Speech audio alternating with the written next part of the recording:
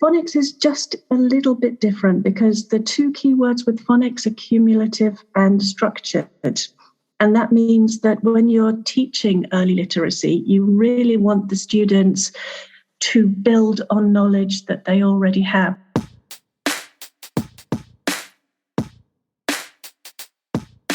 You can switch literacy into two levels. You can do the learning to read part of it, which is what we are all about, which is the phonics. And then you've got the reading to learn part, which comes after you've done that.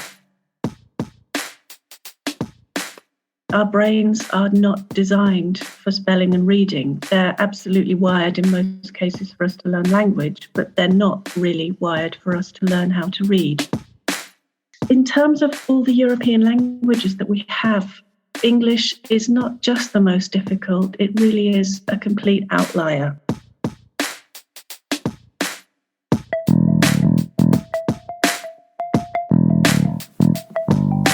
Hello and welcome to the Qualified Tutor podcast, the podcast that brings you the latest in the world of tutoring, edtech and education, and hopefully inspires in you the big change that each and every one of us is capable of. Qualified Tutor is an industry-leading tutor training organisation and online tutoring community for thousands of tutors around the world. This podcast is the voice of this community, where we aim to hear from tutors, teachers, entrepreneurs, coaches, business experts, students, tutorpreneurs, and more from the world of tutoring about what inspires them every day, how they can help tutors like you, and what they've learnt about tutoring along the way. The question is, what will you learn today? Hello and welcome to the 121st episode of the Qualified Tutor podcast. My name, dear listeners, is Ludo Miller, the host of this podcast. Welcome back to our regular listeners. Welcome to any of you for whom this is your first time listening to the Qualified Tutor podcast. And of course, a huge welcome to today's guest, Sandra Pyne. Sandra, welcome to the Qualified Tutor podcast. Thank you very much for having me.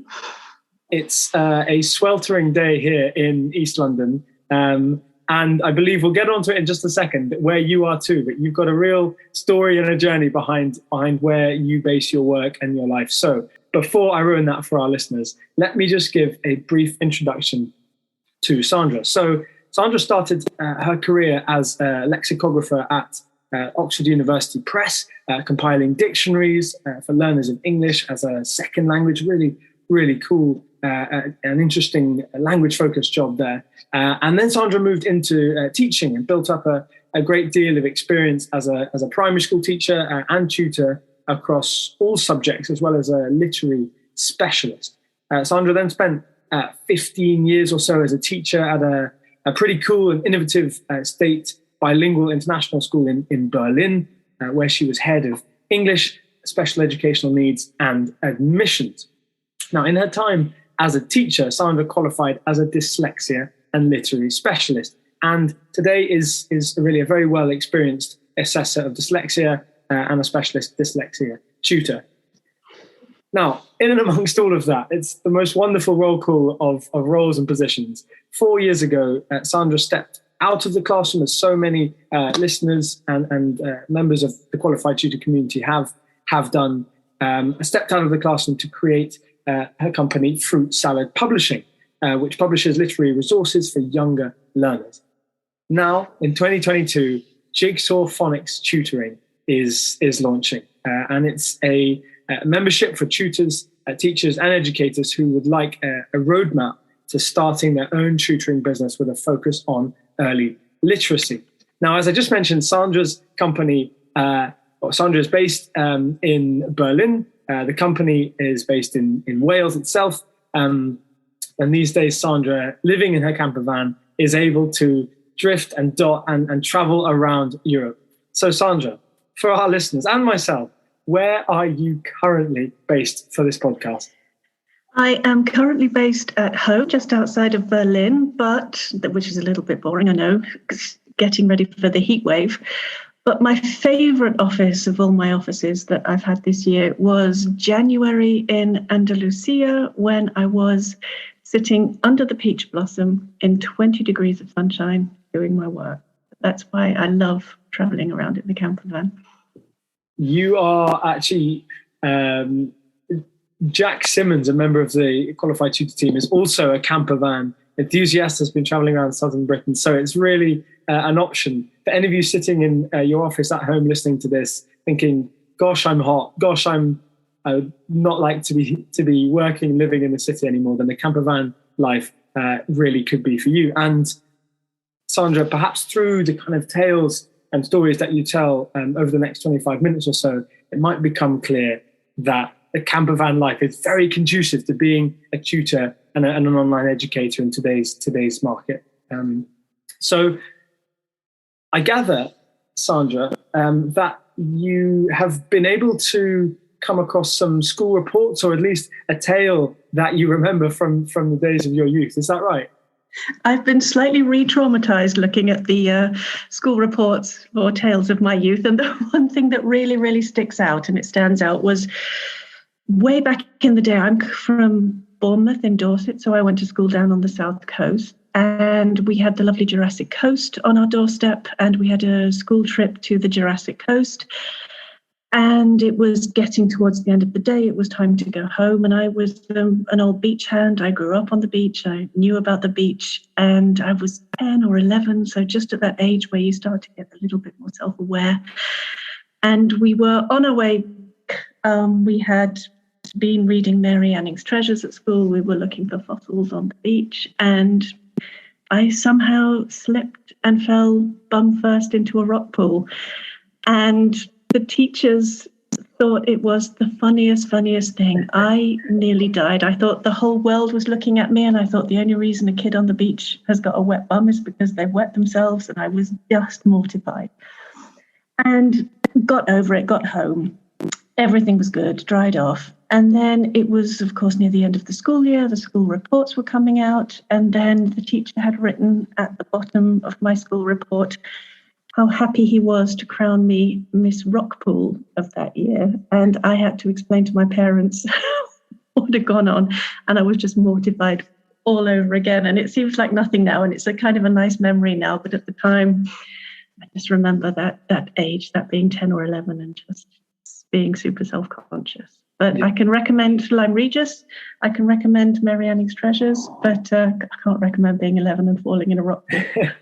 Make sure you take care on those rock pools. I think students often fear their school reports, but I've never heard it put like that. I've never heard that be the reason why you can't bear to read your latest school report. So, Sandra, sounds like an amusing, but perhaps at the time traumatic tale. But yeah, do you think then that your youth and your childhood experience at school is what has led you to what you do now, to why you do what you do now?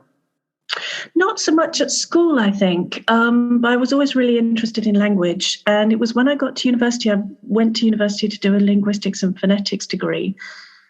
And I came across so many people who still seem to have a little bit of difficulty with reading and spelling, even though they've made it to university. And I was very curious about why this would be that it is so easy for some people and it's not really that easy for other people. So that's when my interest really kicked off.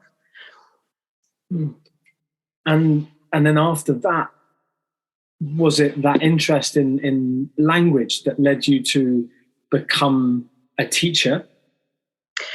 That was a lot of it, yeah. And I'd always done a lot of volunteer tutoring for adults for functional literacy skills, and I'd done a lot of research on reading and spelling as part of my studies for children, and I'd done a lot of TEFL teaching as a student, so it just seemed to be a natural thing to move into the classroom. And then, so why did you get into tutoring then? Because I qualified as a dyslexia specialist, and I did a lot of individual tutoring because I assessed students and then I developed tailored interventions for them that I then taught them. And I moved around. I've always been an international teacher, so I've always been in Berlin, and I moved around various international schools. They asked me to come in specially to help the students because they didn't have specialists at their own schools. Yeah. Now, Sandra, you're an avid listener to this podcast itself, as I implore all fellow qualified tutor guests to be. But you know that we like to approach the conversation around our guests' background and how they came to do what they do now with the framing of your why, finding out what your why is. Do you think that you have a why, Sandra? And if so, what would that be? I definitely have a why, and I think it's really important to have a why, because things get a little bit confusing and chaotic and difficult, especially if you decide to sort of go in the business direction, which is what I'm doing. And my why is because I really would like to do what I want to do, and that's a professional why and that's a personal why. And the professional why is that I really want to help children learn to read, and the personal why is I really want to be able to live and move around Europe in this phase of my life. So this gives me the opportunity to do both. That is really the freelance educator's tale, isn't it? Is having the flexibility and the freedom to help students and children in the way that you want to, and design and a program designed by yourself. I think that's amazing, Sandra. And you have this wonderful twist to it. It's about phonics and it's about literacy with you and your work, Sandra. Now, I'm going to ask a potentially tricky question here, but I believe it's one that you will be an equal match to, Sandra. Why then is literacy in English so hard? Why, despite the prevalence and quality of good teachers, is reading and spelling just so difficult for some? It's a really good question, and teachers are doing a really, really good job teaching children to spell and read. But the reality is that our brains are not designed for spelling and reading. They're absolutely wired in most cases for us to learn language, but they're not really wired for us to learn how to read.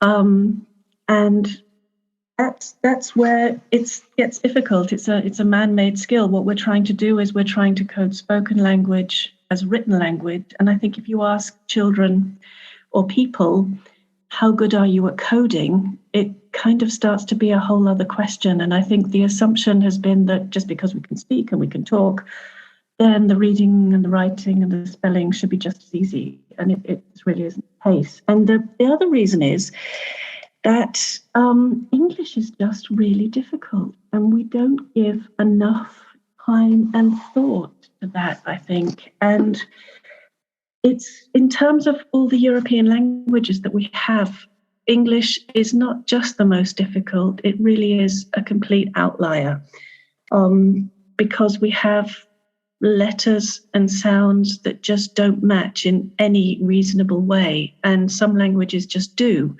So if you're teaching Finnish children, or if you're teaching Spanish children or Italian children literacy, you can get done in 3 to 6 months what it takes about 3.5 years for teachers to do. So there's a huge discrepancy in the language that we're teaching, and teachers know exactly how to teach children to read. And what they very often say is, how do you fit it in? There isn't enough time. How do we get it all done? How do you do that reading with small groups? How do you do that individual reading?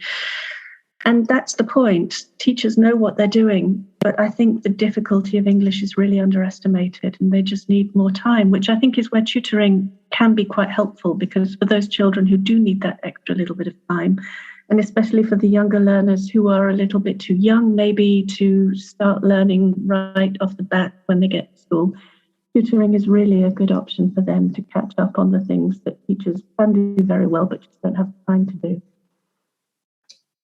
So you've set up Jigsaw Phonics tutoring. I assume then that is as a way to further that mission you just said there, which is tutoring is a great route for assisting teachers in areas such as phonics and helping with literacy. Can you tell us a bit more about how Jigsaw, your business, helps children to read? Well, we are, as we speak now, launching a membership. And the idea of that membership connects back to the question that you asked me in the beginning, which is, what is my why? And my why is to help more children learn to read. And the way to help more children learn to read is to get more tutors out there who are really absolutely confident in the knowledge that they have and the way that they deliver lessons and the materials that they're using. And that's what we're all about, to give them that knowledge, that confidence, to help them do what we all want to do, which is to help children learn to read. So it's a combination of business training, marketing and communication training so that they can get their businesses quickly, financially and legally viable. And then there's the academic side, which is the materials and the training that they need so that they can be sure that they're delivering lessons that are really well structured for children so that they get the outcomes that everybody wants. I'm really interested to know, Sandra, did you believe in your educational career to date, up until you launched Fruit Salad Publishing a few years ago and now Jigsaw? Did you feel that running your own education business was the goal for you? Or when you were a dyslexia assessor and a specialist dyslexia teacher, did you think that was what you were going to do forever? It's a really good point. There are seasons in life, I think, where you decide, am I going to do this forever? And it would have been easy. It would have been nice. I could have done it forever. But then I thought, do I just want to do that really creative thing by myself? Or actually, there's also Barbara in the office in Wales. Do I want to get out there and just use all the experience of the knowledge I've had over all these years to do something slightly different, and taking the experience that I've had as a tutor, because I'm not just a dyslexia tutor, I also tutor phonics to small groups, and I also do some exam preparation for children here in Germany. I do that kind of tutoring. So I wanted to take all the phonics knowledge and the literacy knowledge that I have combined with all the experience that I've had tutoring and turn it into something that I think was something I wanted when I was starting out. This is often the story. We start these things because we didn't have it ourselves.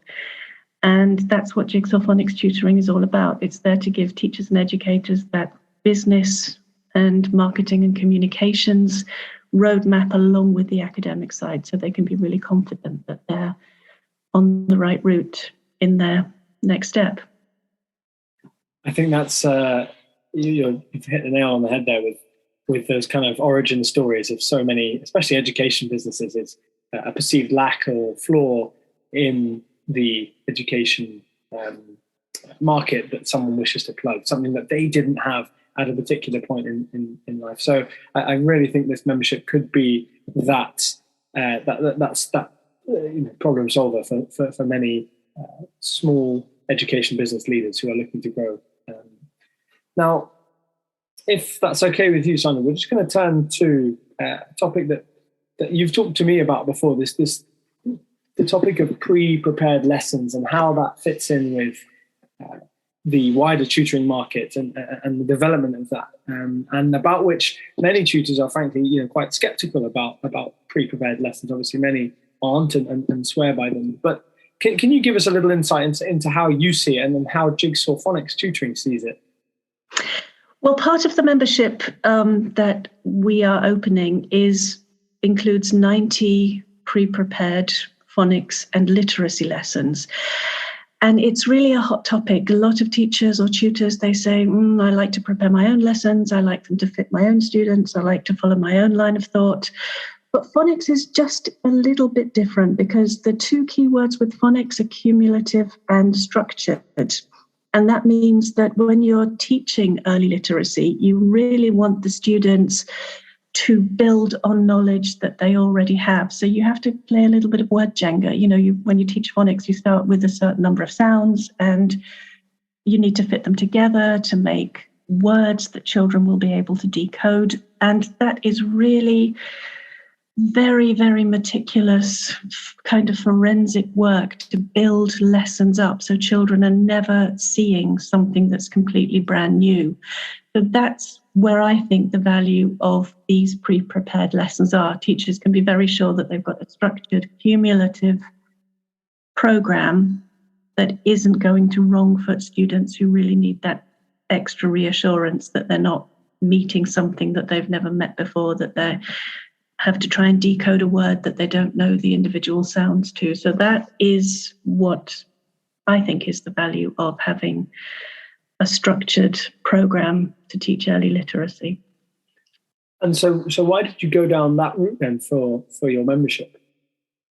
Because it will save teachers a huge amount of time. I mean, to put those kinds of structured cumulative lessons together to select the words that you need so carefully so that you can really make sure that the children can make the progress that they need to make took a lot of hours. And teachers don't have to do that. They've got it there. And they can use, there are many ways that they can use the lessons. They can just teach the lessons as they are. They can use them as the backbone of what they're teaching and add on extra things that they might like to teach. But they know that they've got the basic backbone of a structured literacy program that they could teach. And what's also really nice, I think, about our program is that we have 3 little characters that the children can get very emotionally connected to. And what those characters do is they support metacognition. They show children how they need to read or spell the words that they are looking at. So we've got a little panda character that tells children that they can sound out their words,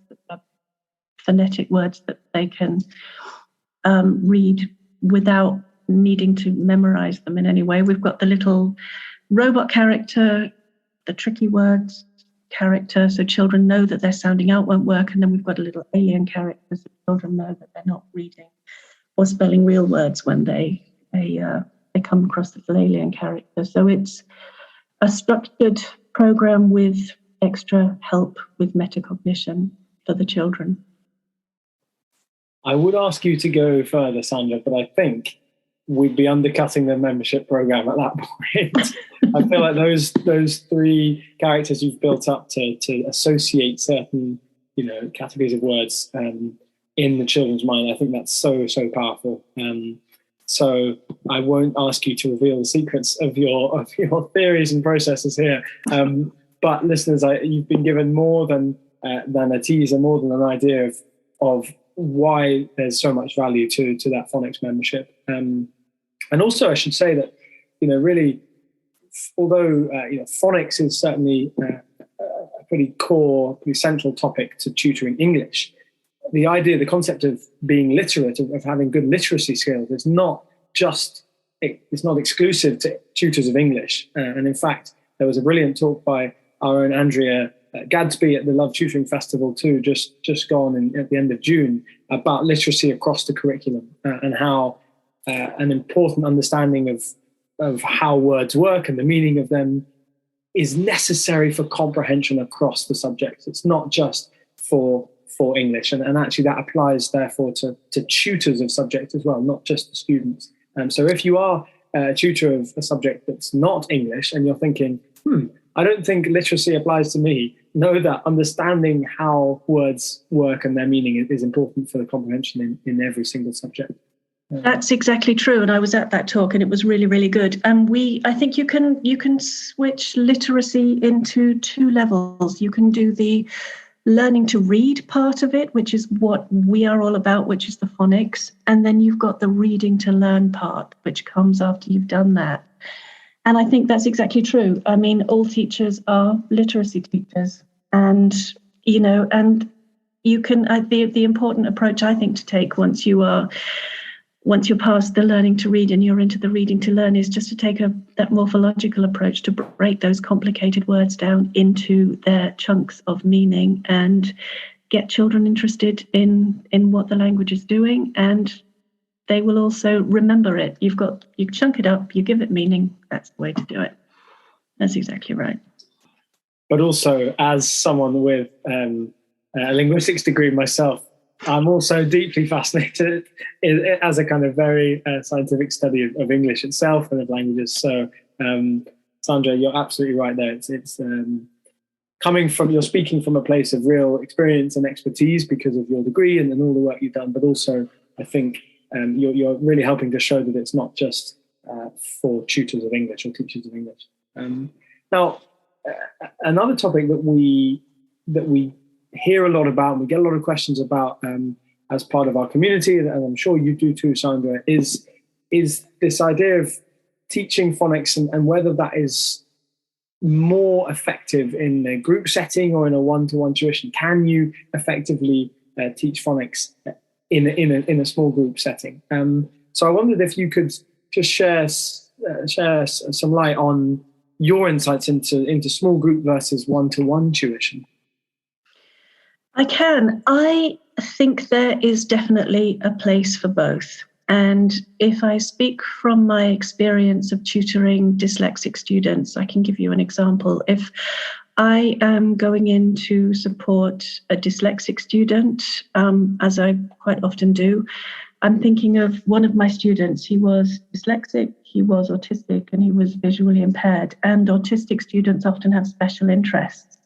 And his special interest was weather, and it was extreme weather, and it was the statistics involved in extreme weather.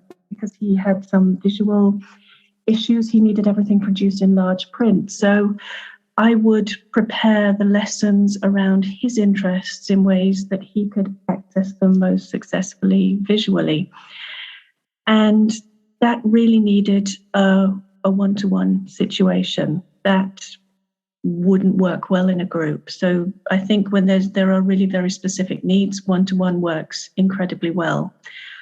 On the other hand, I also teach in small groups and I also teach online, and that works well. If there are students who need some catching up, if they don't have those very specific issues that some students do have, it works just as well in a small group, and quite often better because there's a different energy in a small group. They enjoy being with each other. They've got partners to work with.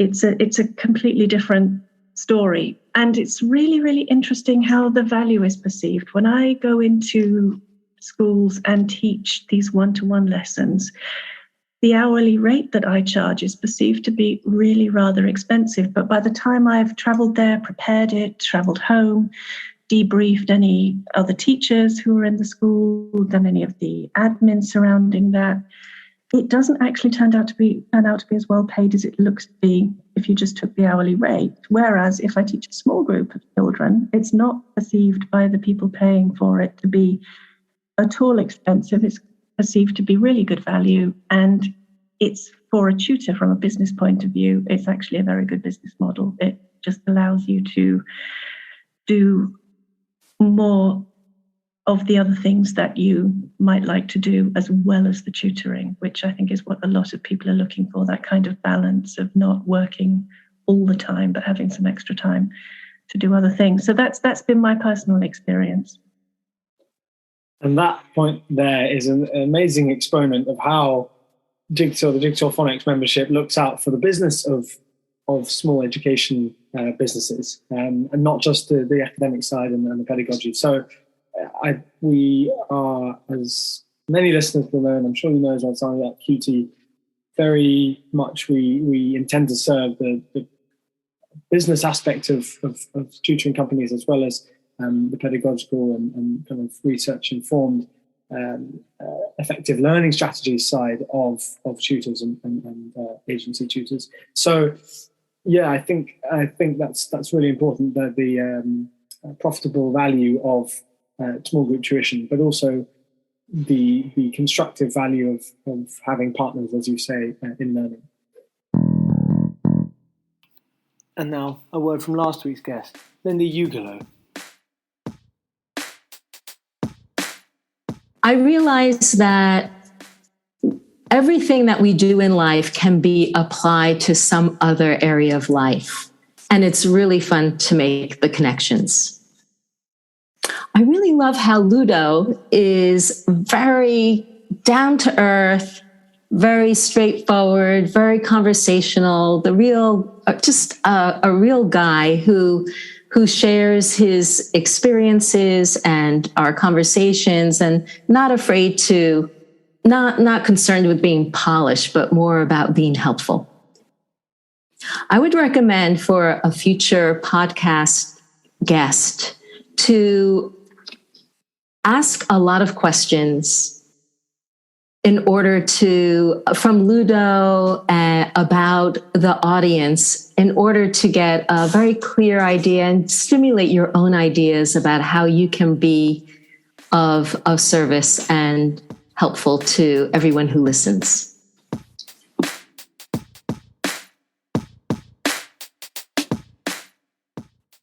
Now, Sandra, we're just coming to a close here, but there's one more question that I'd like to ask you, as we often do here at the QT podcast. Looking forward, so there's so many wonderful things you've done, and in the last few years, it's really taken off another level. You're into a new season, as you would put it, of your life and your career. What's next for you? What's next for Sandra Pyne? Well, from a business point of view, it's launching a membership, helping, as I said before, teachers and educators to really get their tutoring businesses started with a focus on early literacy. And for me personally, I think it's packing the camper van at the end of the summer and heading off down to southern Spain and not having to sit through another Northern European winter. Is that because the winters in Spain are more amenable? They are wonderful. Blue sky, sunshine. You can have peach blossom in January. If you're just outside of Berlin, you get grey sky, no peach blossom, and not much sunshine. And there's no longer a desire to jump in the lake. Not at all. Well, Sandra, thank you so much for coming on. I know that there's so much that you wanted to talk about. I know you've contacted me in the past about the things that you'd like to discuss, whether as part of the community, at the festival, on the podcast. So I'm very glad that we've been able to give our listeners that really expertise-informed view of phonics and literacy. And I believe this was your first podcast appearance. Is that right? It is. Wow, look at that. Hopefully all right, yep. Hopefully the springboard for many more in the future, because there's a lot of different areas of tutoring that need to hear the things that you're saying, Sandra. Thank you very much for having me. Yeah, well, it's a real pleasure, and it's brilliant to speak to someone like you and to continue the really strong thread of phonics through from the festival, Andrea's talk, and through onto this podcast here post festival. I have actually one final question, Sandra. Go. Do you have a favourite letter or sound? That is a really good one. I like the sound A or the letter A, actually. First in the alphabet. For lots of good reasons. And I think it's a really good explanation of what goes on in phonics. I mean, when we teach phonics, we teach the sound A, which is great in words like cat, but works very badly in words like apron or apricot, and is not anything like it looks if you see the word wash. So this is really a really good example of how English is just really, really difficult to teach, and how teachers out there are really just doing an amazing job with what is a really, really difficult language. That's a wonderful rallying cry to end, Sandra. If you'd like to find out more about Sandra or Jigsaw Phonics, you can head to jigsawphonicstutoring.com. Sandra, thank you very much for coming on. Thanks, Ludo. Okay then, cheerio, and see you all next time.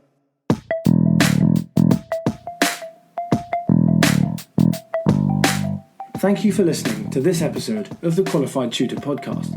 Whether you're a regular listener of this podcast or you've just stumbled across it, join the Qualified Tutor podcast group within the Qualified Tutor community to stay up to date with our latest news, offers, workshops, and of course, simply to meet other tutors like you. Whatever your level as a tutor, our training courses will be the next step in your professional development. Visit qualifiedtutor.org/training to find out more about our CPD accredited and Ofqual recognised courses, the first of their kind in the tutoring industry. Your student deserves the best tutor possible. Make that happen today by joining Qualified Tutor